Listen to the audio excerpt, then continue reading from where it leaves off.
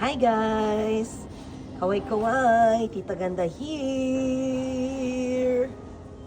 Andito po tayo ngayon sa isa sa sikat na supermarket dito sa Japan. So mag-update lang po tayo ng mga bilihin ukol sa sinasabing this coming April 2025 ay magtataas na daw po ng mga bilihin. Pero hindi pa po April, parang napapansin po natin na nagtataasan na po ang mga bilihin. So, tignan po natin magmula sa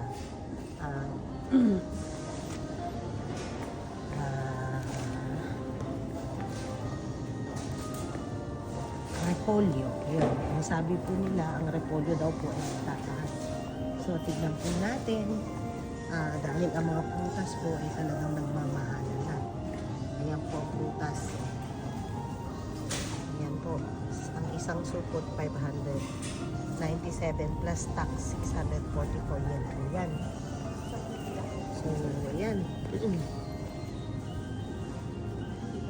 Ayan, tutuusin. Kwenta po natin sa pera natin yan, mga nasa 200. Ayan po. So, iba't ibang klase po ng prutas na talaga po nagmamahalan na. Ang pinya, ito po ang pinya. Nagkakahalaga ng, from the Philippines po yan, 297 yan plus 10% tax is 320 yen. So, sa pera natin, mga nasa 100 pesos something or 120 bawat isang ganyan. So, mahal po talaga dito sa bansa ng Japan. Yan po ang kiwi nila. Yan. Yan po ang mga presyo, mga kaibigan. So, pati ang strawberry nila nagmamahalan din. Ang kamatis, ito po ang kamatis from Kumamoto Ken. Yan. Sa ano po yan? Sa Kyushu. Nagkakahalaga po. Ang isang kamatis ay nagkakahalaga po ng sa pera po natin siguro nasa 30 to 35 pesos po. Ayan. 35 pesos po ang isa nito. So, mga kaibigan, ganyan po mahal ang presyo po ng gulay dito sa bansang Japan. Kagaya po na itong lettuce, nasa 257 plus 10% tax, 277 po. So, nasa 60 or 70 pesos po ang isa ng lettuce. Ganyan po kamahal. Hindi po sila nagkakalayo ng sunny lettuce. Pareho lang po sila ng presyo. Okay? So, yan po. And dito naman po sa avocado from Mexico po siya, 107 yen plus 10% tax, 127 yen po siya. So, ganito po kalaki yan. Ang 100 yen, sabihin na natin nasa 40-50 pesos po ang isa. Yan po. Yan po, kamura. Ay baliktad. Yan. Yan po ang presyo ng avocado dito po sa bansang Japan. At ang lemon naman po nila is ganun din po, hindi nagkakaiba sa presyo ng avocado. So, yan. Yan po, ganyan po kamahal ang presyo dito po sa Japan. Ang mansanas po, ang bawat isa po ay kulang-kulang 191 yen. May tax na po yun. So, sa pera po natin, nasa 50 pesos to 60. Ganyan po ang presyo ng apple or mansanas dito sa Japan. Ito ang price po natin. Pero hindi naman po silang supot-supot. Bali 4 pieces kada isang supot, nagkakahalaga ng ito po, 644 yen plus tax na po yan. Sa pera natin, siguro po nasa times 3 kamo na lang 200 pesos po. Yan. Ang kanilang orange. Valencia. Okay? Ganyan po ang presyo. So, mga kaibigan, paalala lang po, January pa lang po ngayon, kakapasok pa lang po ng taon. So, ganito na po ang mga presyo ng ating mga kagulayan dito sa isa sa mga pinakamalaking supermarkets dito sa Japan. So, yung iba, pag hindi na nabenta ng mahal at malapit ang mabulok, dito po inilalagay yan. So, tingnan nyo, wala pong kalaman-laman ng tray. Gawa ng talagang pag nilagay sila, nauubos ka agad kasi binibili ng tao. Kaya kagaya po neto, 3 piraso ng saging, nasa 70 yan po, which is mga 8 pesos to 10 pesos po ang isa. Sa calculation po natin ang pera natin. So, mababa din po ang palit ng yan. Kaya, ganun po ka mahal ang presyo ng gulay at prutas dito sa Japan. Kagaya po neto, ang isang piraso po ng kamote is nasa 169 yan plus tax na po yan.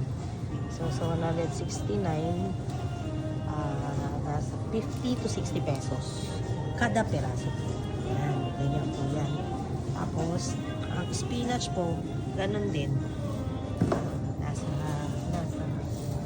50 to 60 pesos din po. So, yun po, nag-update ko na po sa inyo kanina ang presyo ng kamatis at ang presyo ng avocado from Mexico at ang presyo po ng pipino or cucumber po. Ang isang piraso po is nasa 72 yen. So, nasa 20 pesos hanggang 30 pesos po ang isa. So, ganun po ang presyohan dito. Meron din naman po siyang supot. Isang supot, 3 piraso na nagkakahalaga ng nasa 60-70 pesos. Mga ganun po. So, yan po, ganyan po kamamahal talaga ngayon ang presyo dito sa Japan.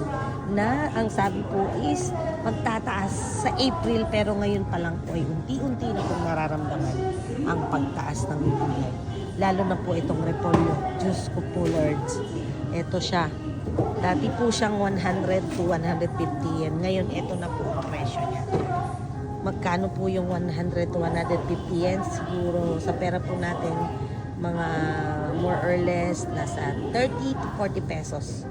Hanggang 50 po, isang ganito. Pero ngayon, Diyos ko po, ang kita ganda nyo, naloloka na, Mariose. Ang presyo po ngayon is nasa 100 to 120 pesos. Magtataas pa po yan ng April. So, talagang kailangan po talaga ay higpitan natin ang ating mga sinturon at maghanda-handa na po tayo sa susunod pang pagtataas ng mga gulay at prutas dito po sa Japan. Kaya kagaya po neto, ang isang supot. 3 piraso po siya, nakakahalaga po ng 169 yen plus tax na po yun. So, nasa 40 to 50 pesos po. Mga ganon, 60 pesos sa pera natin.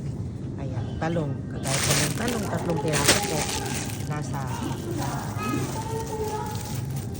60, 70, ganun, mga 80 pesos. Ganun po ang mga presyo ngayon ng mga gulay na hindi na po bababa ng 50 pesos sa pera natin. So, talagang nakaka-shock po, nakakabigla. Hindi pa po tayo pumupunta sa April, pero ito na po ang mga presyo ng gulay dito sa Japan. Sobra po nagtataasan. So ngayon, kaya kailangan po natin mga kaibigan, talagang effort, talagang tipid-tipid.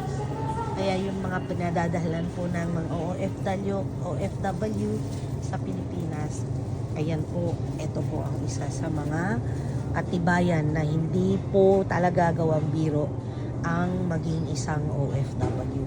Gawa ng bukod sa pagbabudget po nila or namin dito, yun pong pagbabudget papunta rin po sa Pilipinas na pinapadala namin mga pamilya namin na sana naman po magkaroon din ng konting pangunawa, gawa ng hindi po talaga biro-biro ang presyohan ngayon dito sa Japan. Okay, so mga kaibigan, hanggang dito na lang po muna tayo sapagkat marami pa po tayong i-upload na videos about bagay-bagay dito po sa Japan at para maintindihan din po ninyo ang buhay ng isang OFW at para naman magkaroon din po ng unawaan ang mga kapamilya na pinapadalan po ng mga OFW sa Pilipinas. Bawal po ang magtampo kapag kaunti lang po ang naipapadala ng mga nasa OFW, mga kababayan natin. Dahil ang hirap po talagang i-budget ang sweldo ngayon gawa ng inflation po. Okay, so this is your Tita Ganda. Kaway-kaway.